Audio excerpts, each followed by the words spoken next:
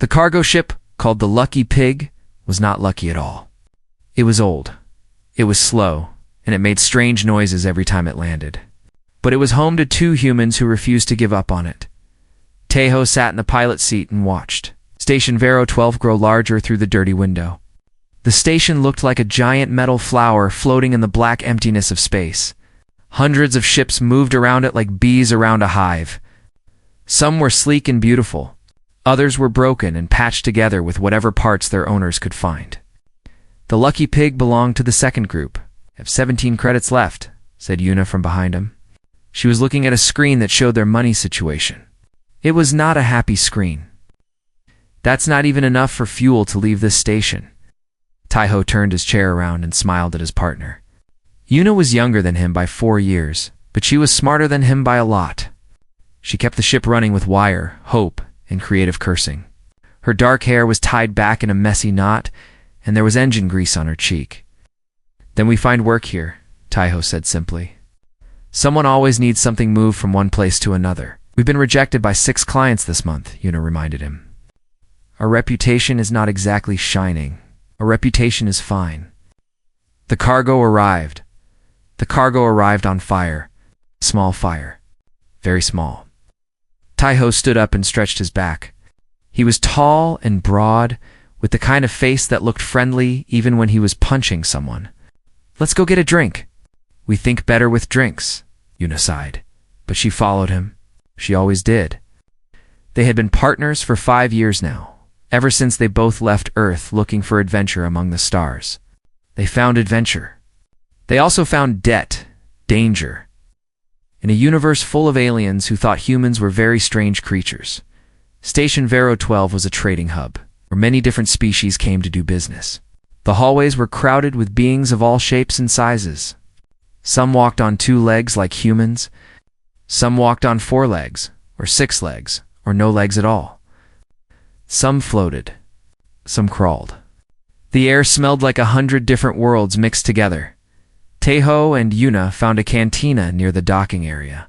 The sign outside showed a picture of a glass with bubbles rising from it. Inside, the place was dark and noisy. Tables were scattered around a large room, and a long bar stretched across one wall. Behind the bar stood an Ellery.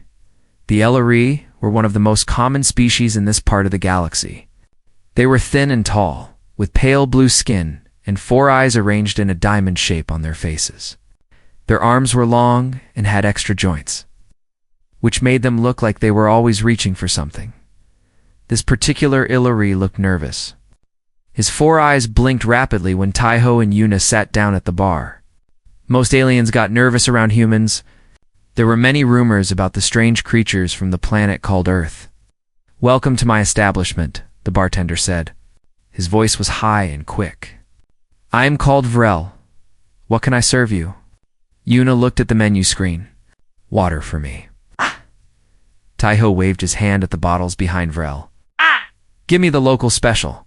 "Whatever's popular." Vrel's 4 eyes went wide. "The local special." "Sir, perhaps you would prefer something else. We have many drinks suitable for visitors." No. I want to try what the locals drink. When in Rome, right?" Tejo laughed at his own joke. Vrel did not understand it. "Sir, I must warn you. Just pour it, friend." "I've had a long week." Vrel looked at Yuna for help. She just shrugged. She had learned long ago that stopping Tejo from doing something stupid was like stopping a river with her hands. With shaking fingers, Vrel reached for a bottle on the top shelf. It was made of black glass, and the liquid inside glowed with a soft purple light. He poured a small amount into a glass and placed it in front of Tejo. "This is Nethrin extract," Vrel said quietly. "It is used in Elori ceremonies. Very traditional. Very important." "What?" He paused. "Very dangerous." "Dangerous how?"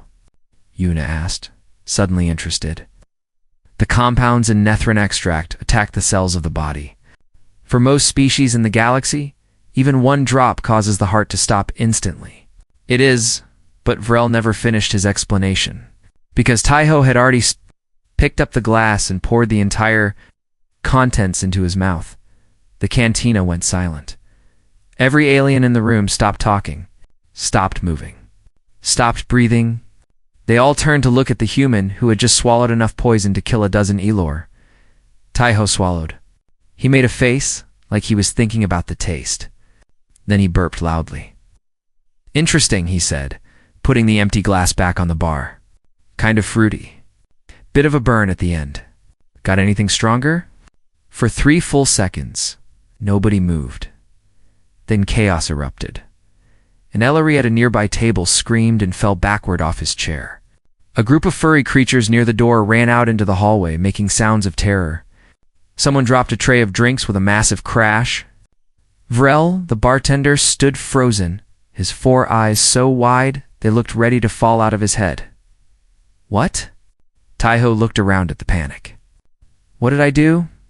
"You should be dead," Vrel whispered. "You should be very, very dead." Yuna grabbed Taiho's arm and checked his pulse. Normal. She looked into his eyes. Clear, she felt his forehead. Not even warm. "How do you feel?" she asked. "Fine. Little hungry, actually." "Is there food here?" Vrel made a choking sound. "The toxin in that drink destroys cell membranes on contact. Your internal organs should be liquid right now. You should not be asking for food.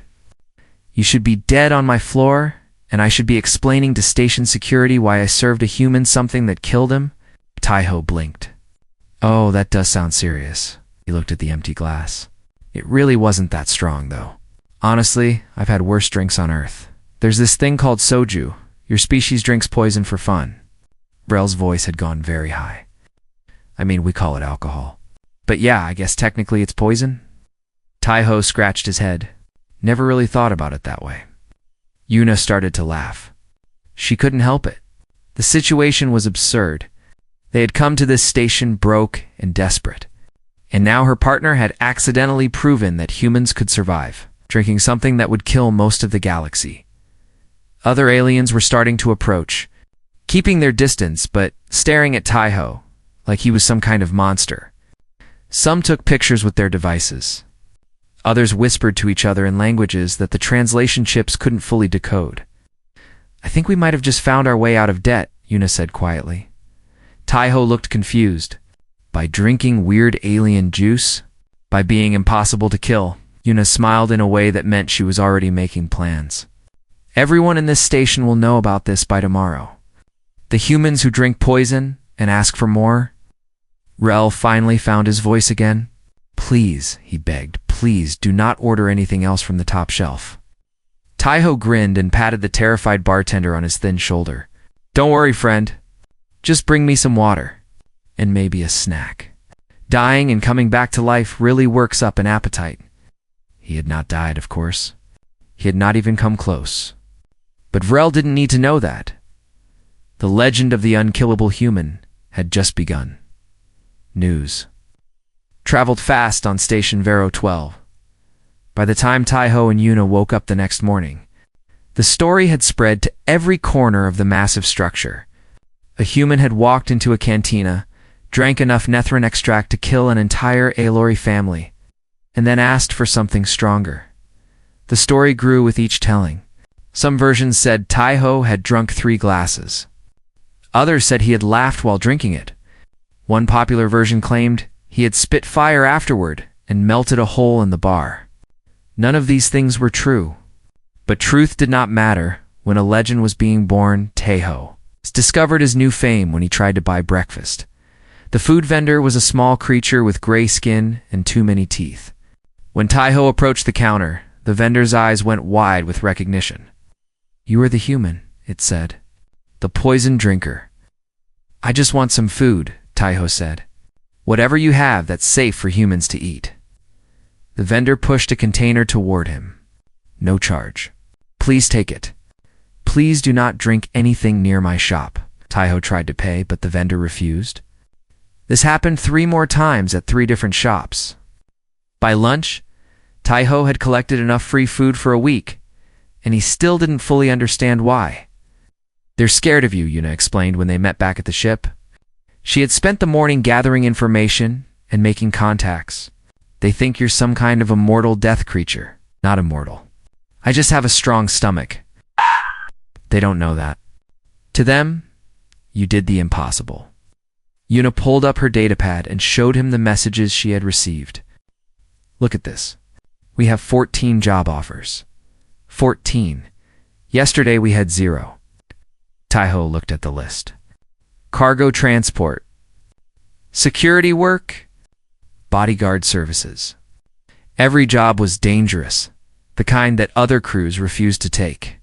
But the pay was impressive. They want us because they think we can't be killed. Taiho said slowly. Exactly.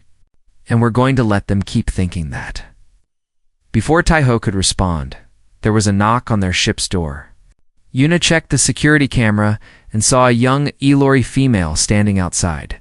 She was smaller than most Elori, with pale purple skin instead of the usual blue. She carried a bag full of equipment and looked extremely excited.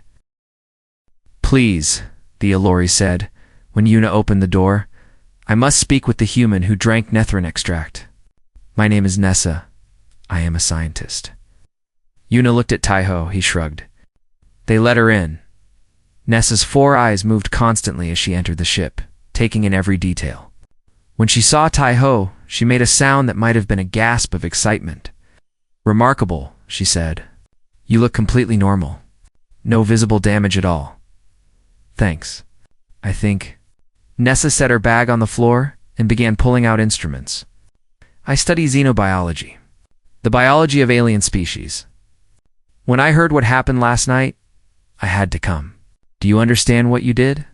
I drank something I shouldn't have. You survived something that should be impossible to survive. Nessa held up a small device. May I scan you? I need to understand how your body processed the toxin. Taiho looked at Yuna again. She nodded. Having a scientist confirm their impossible survival could only help their new reputation. Go ahead, Taiho said. Nessa ran her scanner over his body, making excited noises as numbers appeared on her screen. Amazing. Your cellular structure is completely intact. The toxin should have destroyed every cell it touched, but your body. It just processed it. Like food? Well, it did taste kind of like food, Taiho offered. Bad food, but still food. Your species evolved on a Class 12 death world, Nessa said, almost to herself. I knew Earth was dangerous, but I never imagined. Death world. Yuna raised an eyebrow. That's dramatic. It is accurate. Nessa pulled up information on her device. Earth has extreme temperature variations. It has violent weather systems. It has thousands of species that produce venom. It has plants that are poisonous to touch. It has bacteria and viruses that wage constant war against your bodies.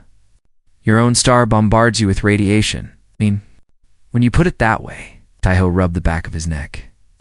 Most intelligent species in the galaxy evolved on stable, gentle worlds, Nessa continued.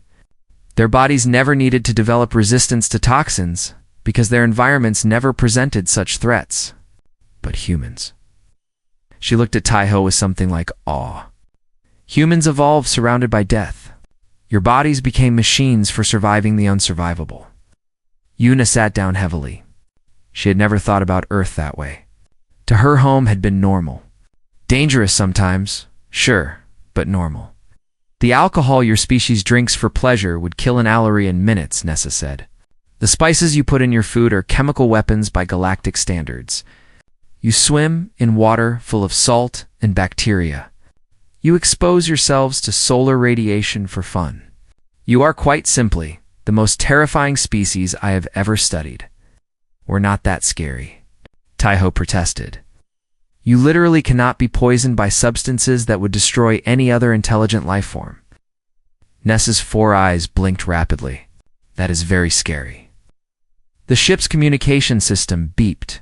Yuna answered it and found herself talking to a well-dressed Elori who introduced himself as a representative of the Trade Guild. We have heard about your pilot's remarkable abilities, the representative said. We have a cargo transport job that requires someone with unique qualifications. What kind of job? Yuna asked. We need cargo moved through the Velk corridor. It is controlled by pirates. Many ships have been lost there. But if the rumors about humans are true, perhaps you could succeed where others have failed. Una muted the communication and looked at Taiho. Pirate territory. High risk, high pay. She checked the offer. Her eyes went wide. Very high pay. Then we take it. Nessa overheard this exchange. Wait, you are going into dangerous territory? May I come with you? I could continue my research on human biology. I could document how your bodies respond to stress and danger. We're not a research project, Una said carefully. No, but you are fascinating. And I can be useful. I have medical training. I know how to treat injuries for many species. If you get hurt, humans heal pretty fast, Taiho said. Another Death World thing, I guess. Nessa stared at him. Of course you do, Una thought about it. Having a medical expert on board wasn't a bad idea, even if the expert was mainly interested in studying them like lab animals. Fine, she said. You can come. But you stay out of the way if things get dangerous. Nissa agreed eagerly. She began loading her equipment onto the ship immediately, talking the entire time about experiments she wanted to run and measurements she wanted to take. Taiho watched her work and then turned to Una. Are we sure about this? About the job or about bringing the scientist? Both, Una smiled. No, but being sure is boring. She unmuted the communication and accepted the Trade Guild's offer as they prepared to leave Station Vero 12. Taiho noticed something through the window. A group of LRE in military uniforms were watching their ship from across the docking bay. One of them, an officer with golden marks on his uniform, was staring with obvious anger. Who's that? Taiho asked. Nessa glanced over and frowned. That is Commander Dasco. He is in charge of security for this section of the station. He has been very vocal about not believing the stories about you. He thinks we're lying. He thinks humans are weak creatures who got lucky. He has told everyone that you must have used some kind of trick. Technology to neutralize the poison, perhaps. Nessa looked worried. He is not a pleasant person. He does not like being wrong, and he does not like things he cannot explain. Taiho watched the commander for a moment longer. Then he smiled and waved cheerfully. Commander Dasco turned and walked away without responding. I have a feeling we'll see him again, Taiho said. He was right. They would see Commander Dasco very soon. And the commander would learn the hard way? The humans were not lying about anything at all. Commander Dasco found them before they could leave the station. Taiho was checking the fuel levels on the lucky pig when he heard heavy footsteps approaching. He turned to see the Ilori officer marching toward him with 6 soldiers following close behind. Dasco was taller than most LRE, and his 4 eyes burned with cold fury. Human, Dasco said the word like it was an insult. I do not believe the stories about you. Taiho straightened up and wiped his hands on his pants. Okay, that's fine. Stories get exaggerated sometimes. They do. And I believe you are a fraud. Dasco stepped closer, using his height to try to intimidate Taiho. It didn't work. Taiho had faced scarier things than an angry blue alien with too many eyes. I think you used technology to survive the poison. Some human trick to fool simple minds. I just drank it, Taiho said honestly. No tricks, lies. Dasco's voice was loud enough for the nearby dockworkers to hear. They stopped working and started watching. Humans are weak. Your species is new to the stars. You have no history, no power, no importance. You cannot possibly have natural resistance to substances that kill superior species. Una appeared at the ship's door, drawn by the noise. Nessa stood behind her, looking worried. Is there a problem here? Una asked. The problem is that this human has spread false stories about his abilities, Dasco announced. More aliens were gathering now, curious about the confrontation. He has deceived the good people of this station. He has taken jobs meant for honest crews, based on lies. Taiho sighed. He really didn't want to fight. He just wanted to do the cargo job and make some money. But Commander Dasco clearly wasn't going to let this go. What do you want? Taiho asked. Dasco smiled. It was not a nice smile. I want you to prove your claims, publicly, under controlled conditions where you cannot cheat. And if I refuse, then I will have you arrested for fraud and banned from this station. Dasco looked very pleased with himself. You will lose your job offer. You will lose your ship. You will lose everything. Yuna stepped forward. You can't do that. You have no evidence of fraud. I am the commander of station security. I can do many things. Dasko turned back to Taiho. So human. Will you prove yourself? Or will you admit that you are a liar? Taiho looked at the growing crowd. He looked at his ship, old and broken, but still his home. He looked at Yuna, who was already calculating the odds and not liking them. Then he looked back at Dasko and grinned. Sure, Taiho said. Let's do it. The test was set up in the station's main observation hall. A large room with high ceilings and windows that looked out into space. Word spread quickly, and within an hour, the hall was packed with aliens of every species. They came to see the human fail, or to see him succeed. Either way, they came to witness something extraordinary. Taiho stood on a raised platform in the center of the room. Dasko stood opposite him, surrounded by his soldiers and a team of Ilori scientists. Nessa had managed to get herself included in the scientific team, arguing that her expertise in human biology would be valuable. The test will consist of 3 substances, Dasko announced to the crowd. Each one is deadly to most known species. If the human survives all 3, I will admit his abilities are real. If he fails, Dasko paused dramatically. Well, we will have our answer. Let's get started, Taiho said. He wasn't nervous. He probably should have been nervous. But Taiho had learned long ago, worrying about things didn't make them less dangerous.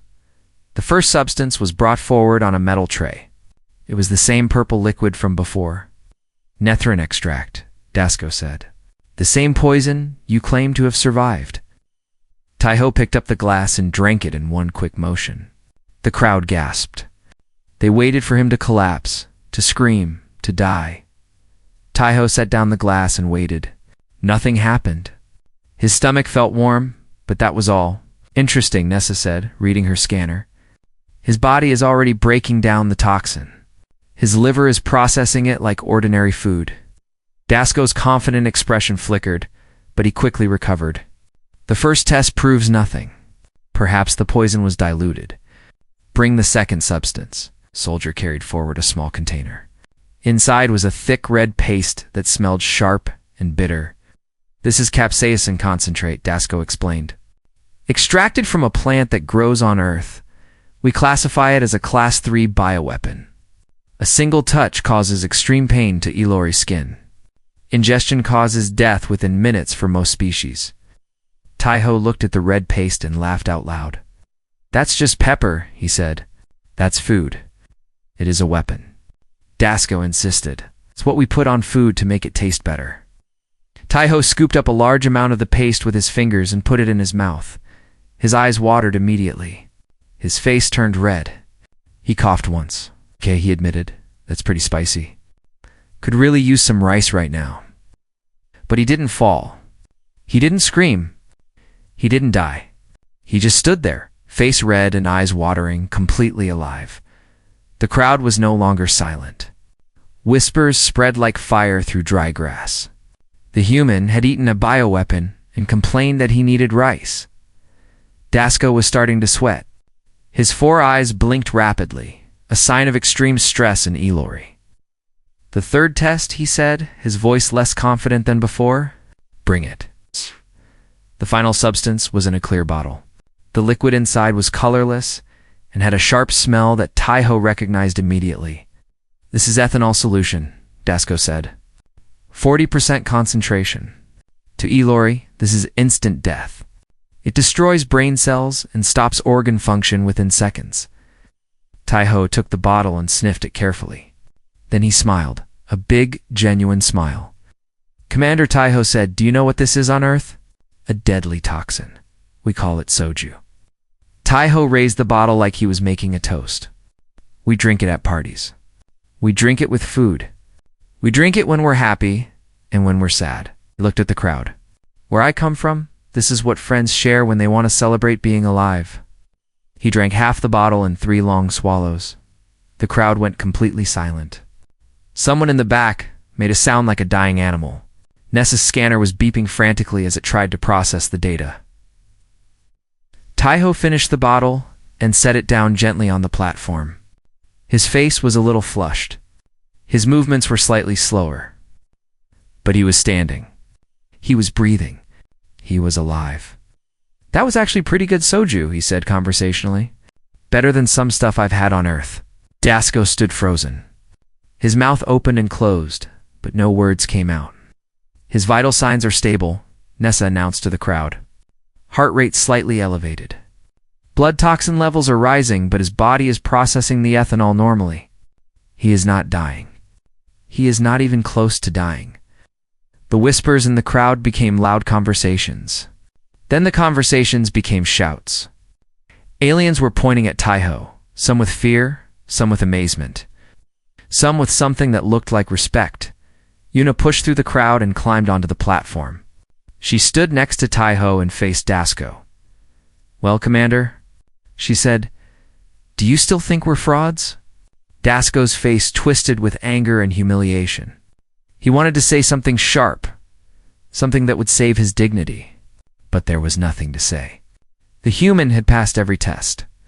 The human had eaten poison, consumed bioweapons, and drunk deadly toxins like they were water. Without a word, Commander Dasko turned and walked away. The crowd parted for him, and no one tried to stop him. His soldiers followed, their heads down. Nessa rushed to Taiho with her scanner. "This is incredible data. Your species has evolved resistance mechanisms that we have never seen before. The capsaicin alone should have caused systemic shock, but your body treated it as food. The ethanol is being processed by your liver at an amazing rate, so I'll be okay. You will have what humans call a hangover tomorrow," Nessa said. "But yes, you will be fine." Ehu nodded. Then he wobbled slightly. The soju was starting to hit him. "Maybe we should get back to the ship," Yuna suggested. "Before you fall down?" "I never fall down," Taiho said proudly. Then he grabbed Eunice's shoulder for balance. "Okay, maybe sometimes I fall down." They made their way through the crowd, who parted for them with respectful silence. The rumors about humans had been true. More than true. The creatures from the death world called Earth were not just resistant to poison, they were immune to things that would kill anyone else in the galaxy. And they called those things drink and celebration as they walked back to the Lucky Pig. Nessa leaned close to Yuna and whispered a question that had been bothering her. "Your species evolved surrounded by all these deadly things," she said. "How did you survive long enough to build civilizations?" Yuna thought about it for a moment. "Honestly," she said, "I think we were just too stubborn to die." Nessa considered this answer. Then she nodded slowly. "Yes," she said. "That makes sense." They left Station Vero 12 the next morning. Heading toward pirate territory, the cargo hold full of valuable goods and a reputation that now traveled ahead of them. The humans were coming, and nothing in the galaxy could stop them. The Velk Corridor was not a nice place. It was a stretch of space between two star systems where the law did not reach. Pirates controlled this region, preying on cargo ships that tried to pass through. Many crews chose to go around, adding weeks to their journey. Others paid protection money to the pirates and hoped for the best. A few tried to run the corridor fast and quiet. Most of those ships were never seen again. Taiho guided the Lucky Pig into the corridor on the third day after leaving Station Vero 12. The cargo hold was full of medical supplies meant for a colony on the other side. The supplies were valuable, which made them a target. But the pay was good enough to take the risk. "Entering the corridor now," Yuna announced from her station. She watched the sensors carefully. No contacts yet. Nessa sat in a corner of the cockpit, studying her data about human biology. She had not stopped analyzing Taiho since the tests at the station. Every few hours, she asked him questions about human evolution, human food, and human survival instincts. Taiho answered when he could, but mostly he just shrugged and said things like, "I don't know, we just do it." "How long to cross the corridor?" Nessa asked. 6 hours if we're lucky, Yuna said. "Longer if we have to avoid trouble." They were not lucky. 2 hours into the crossing, the sensors started beeping. Yuna's face went pale as she read the information on her screen. "3 ships incoming," she said. "Fast. They'll intercept us in 10 minutes. Taiho didn't panic. He had faced bad situations before. Can we outrun them? No. The lucky pig is many things, but fast is not one of them. Una started calculating options. We could surrender the cargo. Maybe they'll let us go and lose everything we came here for. Lose the pay? Taiho shook his head. No, we didn't drink poison and eat bioweapons just to give up to some pirates. Then what do you suggest? Taiho thought for a moment. A plan was forming in his mind. It was not a good plan. It was probably a stupid plan. But it was a plan. Give me every chemical container we have on this ship, he said. Everything that could be considered dangerous. Una raised an eyebrow. What are you going to do? I'm going to convince them that humans are a lot scarier than they thought. The pirate ships surrounded the lucky pig like wolves around a wounded animal. They were sleek and fast, painted with the markings of the Velk Syndicate. The most notorious pirate gang in this sector? A harsh voice came through the communication system. Cargo vessel. Power down your engines and prepare to be boarded. Resist and you will be destroyed. Una looked at Taiho. He nodded. We surrender, Una said into the communicator. Don't shoot. Minutes later, the airlock hissed open and the pirates boarded the ship. There were 8 of them, led by a massive reptilian creature named Dromo. He was nearly 3 meters tall. With green scales and teeth that could bite through metal, 2 arms ended in clawed hands that held weapons. 2 more arms carried chains and restraints for prisoners. Dromo's yellow eyes scanned the cockpit and found Taiho standing calmly in the center of the room. Human Dromo growled. I have heard stories about your kind. The ones who drink poison. Stories are true, Taiho said. Dromo laughed. It was a terrible sound, like rocks grinding together. I do not care about stories. I care about cargo. Take us to your hold, and maybe I will let you live as slaves instead of corpses. Taiho didn't move. Before we do that, I need to ask you something. You do not ask questions, human. You obey. Just one question. Taiho held up a small canister he had been hiding behind his back. Do you know what this is? Dromo's eyes narrowed. Container. So what? This is Ilori military-grade sedative gas. According to the label, 1 breath causes immediate unconsciousness for most species. Extended exposure causes death. Taiho smiled pleasantly. Want to see a magic trick? Before anyone could react? Taiho opened the canister. Green gas hissed out, filling the cockpit within seconds. The pirates scrambled for their masks, but they were too slow. One by one, they collapsed to the floor, unconscious before they could even cry out. But Taiho remained standing. He took a deep breath of the gas, held it, and let it out slowly. Smells like lavender, he said calmly. Maybe a little bit of mint. Dromo was the last pirate standing. Being reptilian, he had some resistance to the gas, but he was staggering, his movements slow and confused. He raised his weapon with shaking hands. What? Are you? He managed to say. Una emerged from behind a panel where she had been hiding with a breathing mask. She held a metal pipe in her hands, ready to fight if needed. He's human, she said. From Earth, the death world. Dromo tried to aim his weapon, but his arms weren't obeying him anymore. The gas was winning. Taiho walked toward him slowly, breathing normally, unaffected by the clouds of green poison that swirled around him. Here's what's going to happen, Taiho said, his voice friendly but firm. You're going to fall asleep now.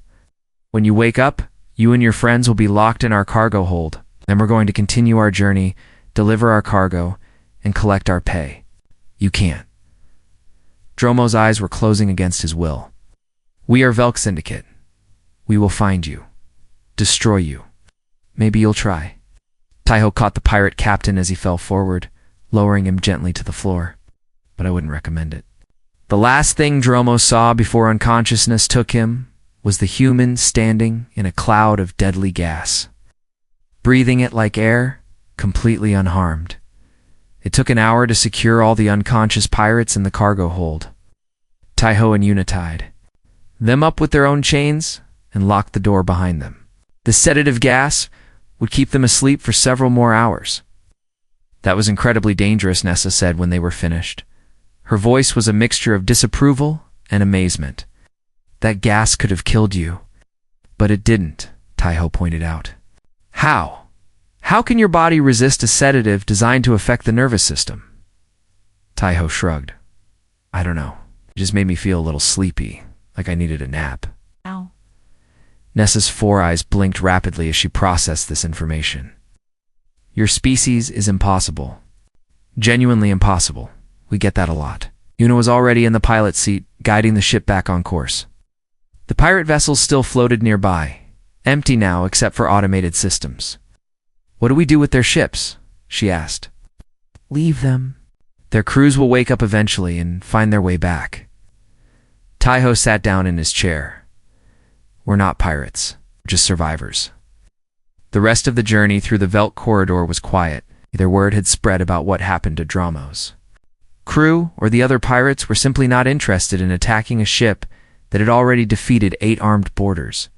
When they finally emerged on the other side, Taiho felt something he hadn't felt in a long time. Pride. They had done the impossible. They had carried cargo through pirate territory without losing a single box.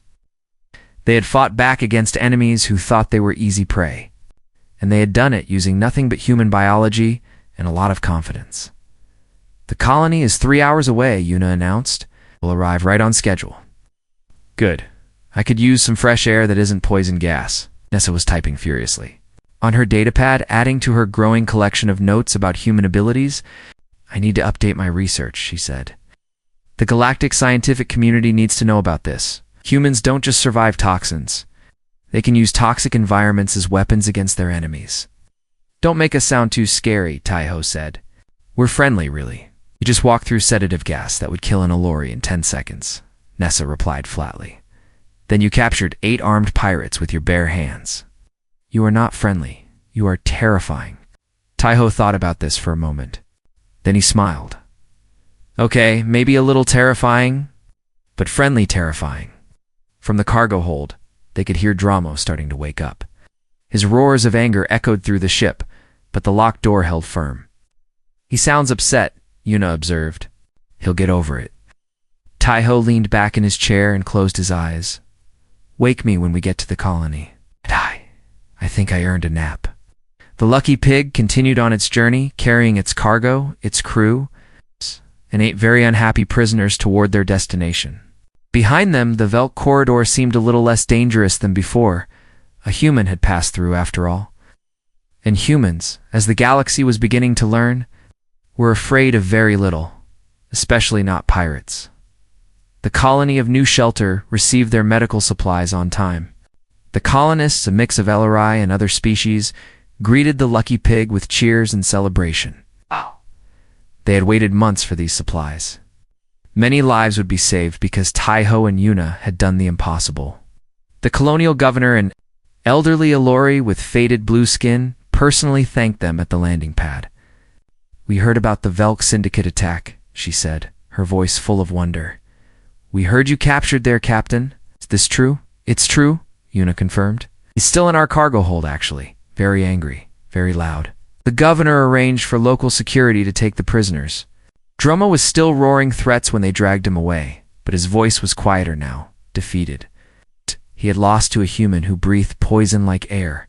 His reputation would never recover. The pay for the job was even better than promised.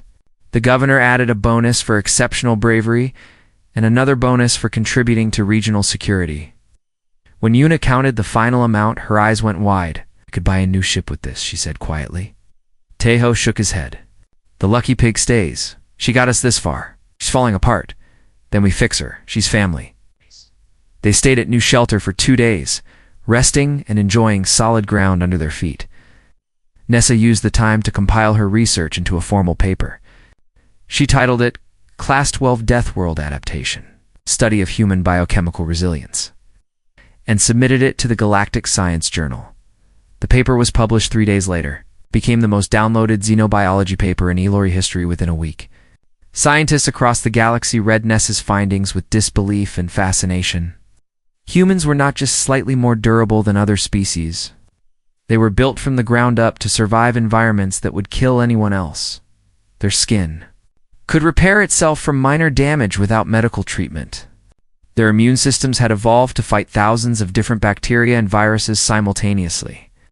Their bodies could process dozens of toxins that were lethal to other intelligent life.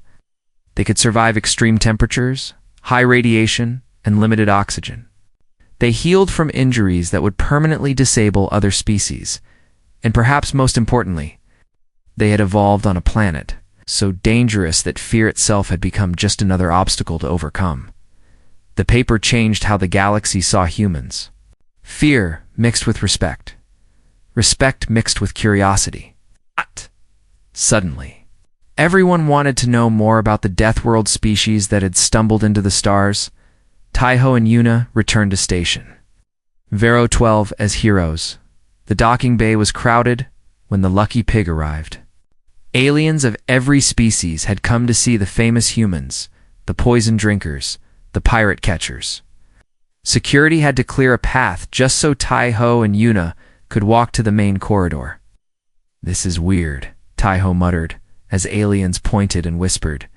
"Get used to it," Yuna said. "We're famous now." Trade Guild was waiting for them with a new offer, not just a single job this time, but a long-term contract. High-risk transport and security work that no other species would take. The pay was astronomical. The benefits were impressive. The Guild wanted exclusive access to human crews for their most dangerous missions. "Well, think about it," Yuna said diplomatically, but they both knew they would accept. This was what they had always wanted: steady work, good pay, and adventures among the stars. The Death World they came from had prepared them for exactly this life. Commander Dasko was nowhere to be seen. According to station rumors, he had quietly requested a transfer to a distant outpost where no one had heard of humans. His career would never be the same. Nobody felt sorry for him. That evening, Taiho found himself back in the cantina where everything had started. The same dark room, the same crowded tables, the same bar where Vrel the bartender still worked. Vrel saw Taiho enter and immediately looked like he wanted to hide. "Please," the bartender said as Taiho sat down, "please tell me you just want water?" Taiho laughed. "Actually, I came to thank you. If you hadn't served me that Netherin extract, none of this would have happened. We'd still be broke and desperate." "I thought I had killed you," Vrel said. "I thought I was going to prison for murder, but you didn't kill me. And now we're successful cargo haulers with a long-term contract and a reputation that makes pirates run away. So thank you, Vrel." "Really?" Vrel's 4 eyes blinked in confusion.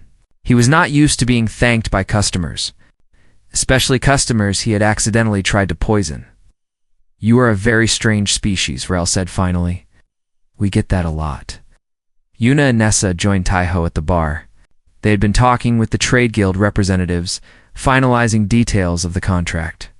Everything was falling into place. "We're officially employed," Yuna announced. "Our first job is next week. Cargo transport through an asteroid field that has toxic gas pockets. They specifically requested humans for the job." Toxic gas pockets. Taiho raised an eyebrow. "That's their idea of a difficult job? For everyone else in the galaxy, yes." Nessa was still typing on her datapad, still adding to her research. "For humans, it will probably just be mildly inconvenient." Vrel had been listening to their conversation. A thought occurred to him, and he reached under the bar to pull out a small notebook. "I have been working on something," he said hesitantly. "After what happened, I started researching Earth beverages. I wanted to understand what humans could actually drink." He placed the notebook on the bar. It was filled with careful notes about human food and drink, lists of ingredients, and calculations about toxicity levels. "I created something," Vrel continued. "A cocktail designed specifically for humans. Using information from the research paper about your biology." Taiho looked at Yuna. Yuna looked at Nessa.